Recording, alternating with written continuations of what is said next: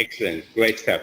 So I'm going to take you quickly through the new shape of the future. It's a topic I've taught on for the past 5 years, but it shifted dramatically. So the shape of the future keeps shifting.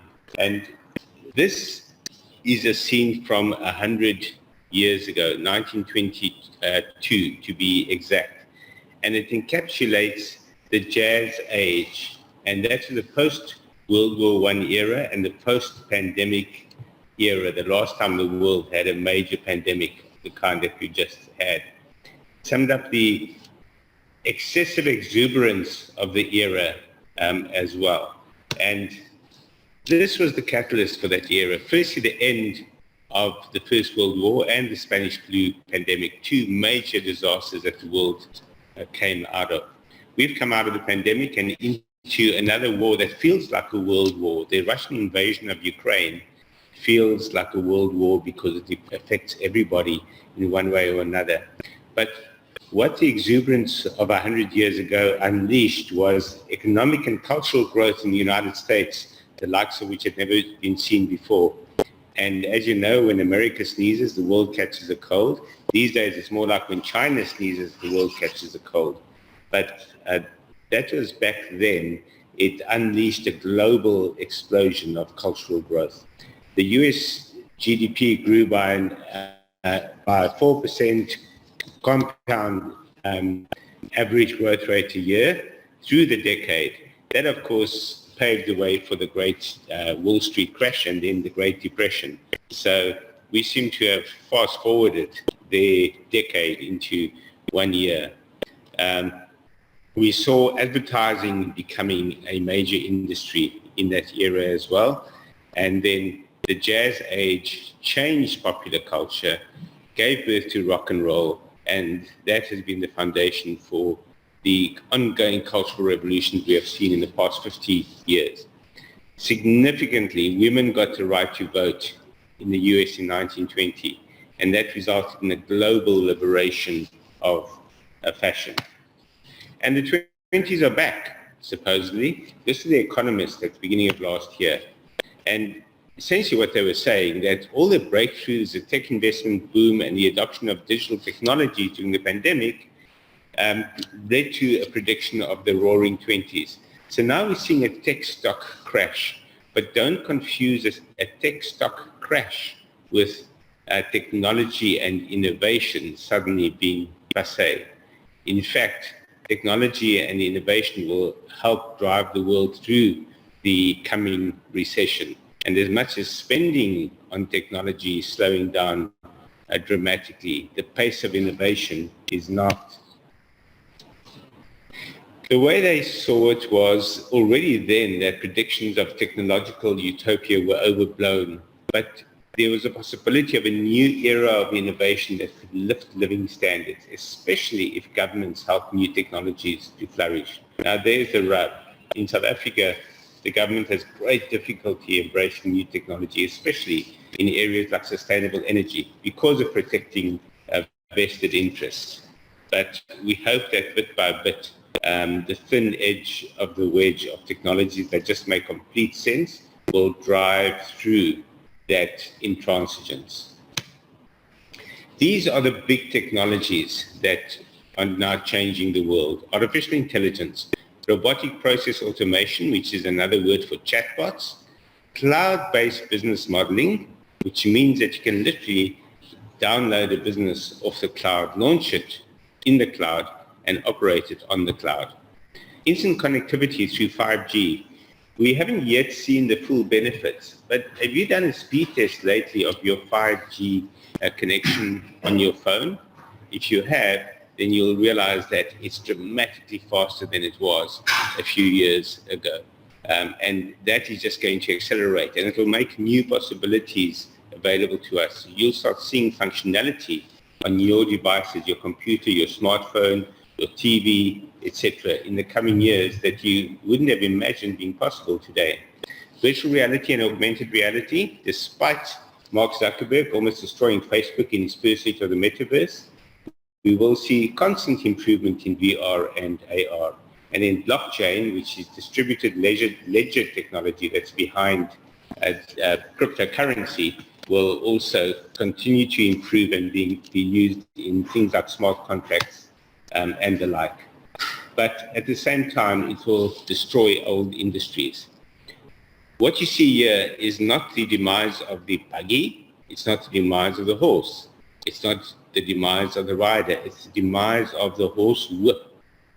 Now, horse whips were being made in large numbers in large factories up to the 1920s, up to the moment that the Model T Ford became a mass-produced vehicle. Suddenly the need for a horse whip disappeared, an entire industry disappeared, completely forgotten, and people don't even notice it, so forgotten is it in this picture. But that demise is being repeated constantly as industries emerge, industries disappear, and the collateral damage of vanished technologies like the horse whip is extensive. This was the first edition of Drum in 1955, Drum magazine, one of Africa's most popular magazines. Miriam Makeba featured on that one. This is one of the last editions of Drum in 2020. Show Majozi was the new version of Miriam Makeba, not nearly as iconic, and Drum not nearly as powerful. And in fact, Drum ceased publication at the end of 2020. If you go into any news agent, what they used to call news agents, CNA used to be the big one, now it's PNA, you won't find a magazine shelf in the PNA. And in your local supermarket, the magazine shelves are a tiny fraction of what they were before. This was Musica Store, end of May last year, the last day of the last music chain store in South Africa. Why? Because of this. Now, if you had looked at the music market in the year 2000, you would have said, wow, CDs are rising inexorably. I'm going to invest in a CD manufacturing plant. And I know people who did. I have a friend who actually had a share in a CD plant, which they sold for a small fortune to a company that 10 years later regretted it severely. When you see any technology that can be replaced by a software version or a digital version, or any service that can be replaced by a software version or a digital version, you must know it will follow this curve. So even if you see it at the height of a massive rise, expect it to come crashing down the other side. Which industries are next? The bookkeeper. The bookkeeper is completely disintermediated by online software. You still need an accountant to interpret those numbers, to sign off the books. But the bookkeeper, not so much. The physical bank branch, this is the first branch of Barclays Bank in South Africa. By 2027, you can expect to see almost no bank branches. Although just this week, I was chatting with FNB CEO Jacques Salia, who says, believe it or not, they still have a strong branch network because of the needs of customers who still have to physically go into a branch. But their app is so powerful that as people embrace that app, as they get smartphones, the bank branch will vanish. That's a petrol station with petrol pumps. That's about 100 years ago. But 10 years from now, you can expect to see those petrol pumps replaced by electric charging stations. And you might say, South Africa is not ready for it. We don't have the charging infrastructure. Well, it's growing. Just in the last month, we got our second big charging network provider emerging.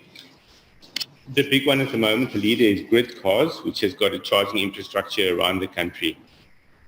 And a new one is about to emerge. Read Gadget, my online magazine, to find out more in the coming days. But by 2032, we will see at least that petrol pumps will share space at all garages with electric charging stations. And one of the reasons that it's also relevant to South Africa is because South Africa's motoring industry contributes around 5 to 6% to GDP, not just through making cars for local consumption, but also for export. And the export market will demand, not just will be nice to sell to, but will demand electric vehicles being manufactured for them. So if we have to manufacture electric vehicles for the export market. We will be manufacturing for the local market, and that will bring down the cost of EVs, electric vehicles. And for that reason, the guy filling your tank with petrol has already disappeared in most countries, but will probably also disappear in South Africa. And that's the parking lot. By 2042, autonomous vehicles will become widespread. And once you have cars that can drive themselves, you won't need to drive around looking for parking. So what's going to vanish is not the parking spot. You'll still need staging posts for autonomous vehicles to park themselves. But human beings will no longer be driving around looking for parking. So we hope, anyway, because cars will be plugged into a network that will automatically guide them to the nearest available parking spot. And when you need the car again, you whistle, or at least you hit a button on your app, and the car comes to fetch you. So that brings us to which industries are going out of business. Well, last year, the 5 fastest falling industries included cheese manufacturing. Obviously, cheese manufacturing. Who needs cheese anymore? Seriously, though, the worldwide health awareness around diet has resulted in a significant drop in dairy consumption, and therefore cheese manufacturing has declined significantly. I imagine in the next decade or so, we'll find that meat production is also going to decline. It's not good for the environment, so that's good news. In fact, if meat consumption does decline, despite the efforts of the South African government to ban the use of any term that suggests that a product is an alternative to meat. How silly is that? But that will become a big flashpoint in the coming decade. But in between, industries that were expected to die were respiratory ventilators, clearly, because there's now a global oversupply, and newspaper publishing, along with magazine publishing. But in amongst those is computer hardware manufacturing. As cloud computing accelerates and people move their services into the cloud, they no longer have to invest in computer infrastructure. The fastest growing industries are exceptionally interesting as well. And you'll see 4 of the 5 are to do with transport. And that was because last year, coming out of the pandemic, but still having global supply chain challenges, transport and new modes of transport or increasing use of existing modes of transport resulted in a dramatic shift in the approach to supply chain management. Again, this was a response to what was happening at the time. So every year, the circumstances of the time will dictate the fastest growing industries. In the middle, casinos and online gambling, because people were looking for new ways, not just to entertain themselves, but to make money as well as we came out of the pandemic. So a big question amongst all of that is, where are the biggest employment opportunities? That picture gives you a clue. The biggest global industry by employment is tourism, followed by consumer electronics, and then fast food, commercial real estate, and clothes manufacturing. But where's the next big growth coming from? And this is, to me, one of the most fascinating slides, certainly the most fascinating one in this presentation, because 3 of the 5 areas of biggest growth in jobs expected in the United States, and this has not effect to the rest of the world, are all about personal care and health. It's about the human touch. And this is not even about a response to coming out of the pandemic. This was already being forecast from 29 onwards. And the US Bureau of Labor Statistics says individual and family services, home health care,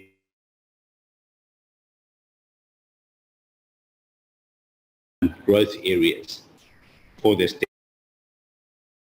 Computer systems design, all those people moving into the cloud, all those people turning their businesses virtual and downloading businesses off the cloud will need massive support from computer systems designers. If you've got a kid going to consume computer systems design or related services, I highly recommend that they ensure that artificial intelligence is a big part of that. And those 6 major areas of innovation I mentioned earlier, those must be the focal points of any career direction, guidance, or strategy that takes advantage of number 2 on this list. And number 4 follows in the wake of number 2, management, scientific, and technical consulting services. Everyone talks about the metaverse. I mentioned virtual reality and augmented reality earlier. I think the metaverse will quickly become a dirty word as Facebook, or rather Meta, reports even bigger losses. There was a jump in their share price yesterday, but it's still dramatically down from where it was at its high, mostly because of flirtation with the metaverse. But what do people want from the metaverse? Now, I'm showing you this slide because it must be read in conjunction with where the big areas of job growth are and where the big areas of employment are. This is what people want. Travel and tourism experiences, 58%. So while tourism is the world's biggest employer, you're going to find that people will more and more rely on virtual travel experiences. Those who can afford it will travel in a big way. Shopping through virtual reality, half respondents to the survey said that's what they want to do. And live events, half of the respondents. Now, live events includes going into a game like Fortnite and attending a concert in Fortnite. That's a big deal these days. PUBG, the Tencent mobile game, is now also hosting concerts with K-pop artists, massive events. And at the event itself and following it, you have, following the event, that is, in terms of being able to replay it, you have millions of attendees of these events. Then gaming, as big as shopping and live events, along with training and learning through virtual reality and social gatherings. Now, there's one thing that holds all of this together, and that is experience. And this is tying in with a lot of our research into what makes businesses loved by their customers. And it's when a business gives its customers an experience. And these findings, these insights show the extent to which we don't just want personal care going into the rest of the 2020s. We also want to experience things. And that leads us to a conclusion and a message as well, that in your business, in your activities, in your practice, and in your interactions, you have one deliverable that people want from you, and that is experience. And my question to all of you is, what experience are you creating in this brave and not so brave new world that we're entering? Thank you very much.